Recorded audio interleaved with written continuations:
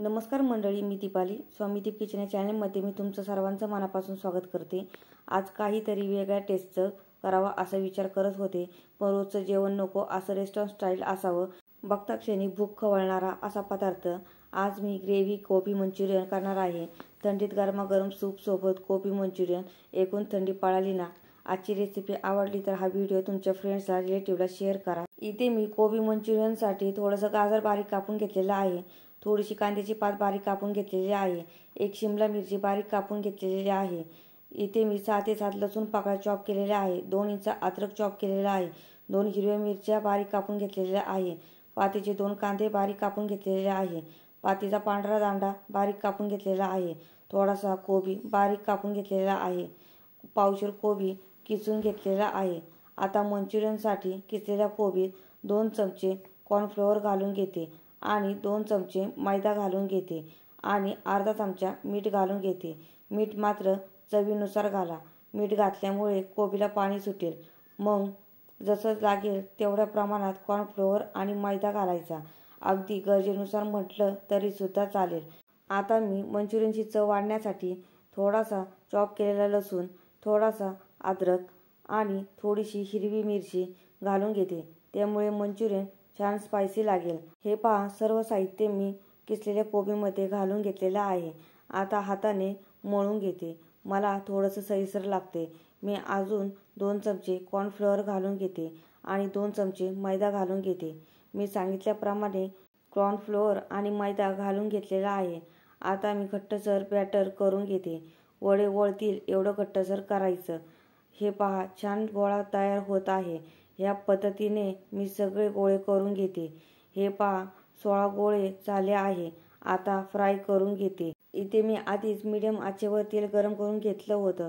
आता कोबीचे गोळे तेलात सोडून घेते. जास्तही तेलात गोळे सोडायचे नाही. जास्त गोळे सोडल्यामुळे कोबीचे गोळे व्यवस्थित तळले जात नाही. छान मंद आचेवर कोबीचे गोळे फ्राय करून घ्यायचे, म्हणजे कोबीचे गोळे छान क्रंची आणि क्रिस्पी होतात. गोळ्यांना ब्राऊन रंगावर तळून घ्यायचे. हे पहा, गोळ्यांचा रंग छान ब्राऊन झाला आहे. या पद्धतीने मंचुरियन फ्राय करून घ्यायचे. असे खायला खूप छान लागतात. आता त्याला बाहेर काढते आणि एका चाळणीत ठेवते. चाळणीत फ्राय केलेले गोळे ठेवल्यामुळे गोळ्यांमधलं तेल रिलीज होईल आणि मंचुरियन तेलकट न लागता क्रिस्पी आणि क्रंची लागतील. आता ग्रेव्ही किंवा सूपही म्हणू शकतो ते आता करते. तोपर्यंत मंचुरियन थोडे गार होतील. सूपसाठी एका वाटीत 1.5 चमचा कॉर्नफ्लोअर घालून घेतलेला आहे आणि थोडंसं पाणी घालून घेतलं. छान पातळ स्लरी करून घेते. इथे मी कढई लो आचेवर गरम करून घेतली आहे. त्यामध्ये पळीने तेल घालून घेते. ज्या तेलात मंचुरियन फ्राय केलं आहे तेच तेल मी वापरणार आहे. 1 चमचा आणि वर थोडंसं तेल घालून घेतलेलं आहे. तेल नॉर्मल गरम झालं की लगेच त्यामध्ये हिरवी मिरची, लसूण, अद्रक घालून घेते आणि 2 बारीक कापलेले कांदे घालून घेते. बारीक कापलेला कोबी घालून घेते. गाजर, शिमला मिरची घालून घेते आणि भाज्यांचा कच्चापणा जाईपर्यंत भाज्या तेलात छान परतून घेते. गॅसची आच हाय करायची, त्यामुळे भाज्यांना छान स्मोकी वास येईल. भाज्या ग्रेव्हीत छान लागतात. आता थोडीशी कांद्याची पात घालून घेते आणि तेही साहित्यात परतून घेते. आता काही मी सॉस घालून घेते. इथे मी 1 चमचा सोया सॉस घालून घेते, 1 चमचा रेड चिली सॉस घालून घेते आणि 1 चमचा ग्रीन चिली सॉस घालून घेते. सॉसची क्वांटिटी किती ठेवायची हे तुमच्यावर अवलंबून आहे. तुम्हाला जेवढं आवडेल तेवढं तुम्ही घालू शकता, पण 1 चमचा भरपूर आहे. आता 1 चमचा काळी मिरी पावडर घालून घेते, त्यामुळे ग्रेव्हीची चव छान येते. 1 पॅकेट शेजवान चटणी घालून घेते.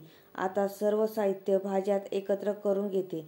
आता 1 चमचा व्हिनेगर घालून घेते आणि चमच्याने भाज्यात एकत्र करते.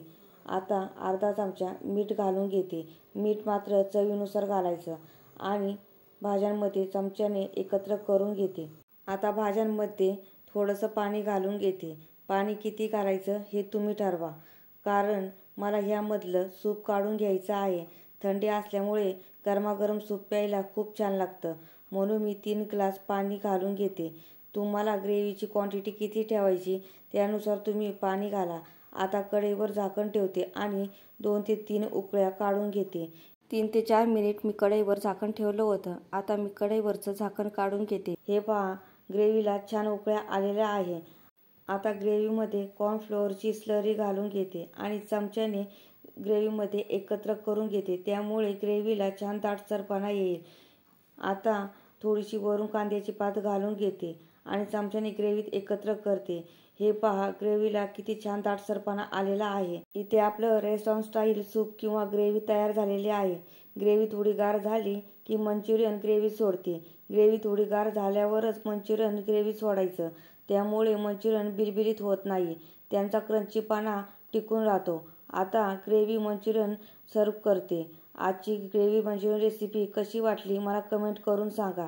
जर रेसिपी आवडली असेल तर चॅनलला लाईक करा, शेअर करा, सबस्क्राईब करा आणि हो, बेल आयकॉन प्रेस करायला विसरू नका, जेणेकरून माझ्या नवीन रेसिपीच्या व्हिडिओची नोटिफिकेशन तुम्हाला लगेच मिळेल. चला तर मग मंडळी, पुढच्या नवीन रेसिपीला लवकरच भेटू. तोपर्यंत छान छान खा आणि मस्त राहा.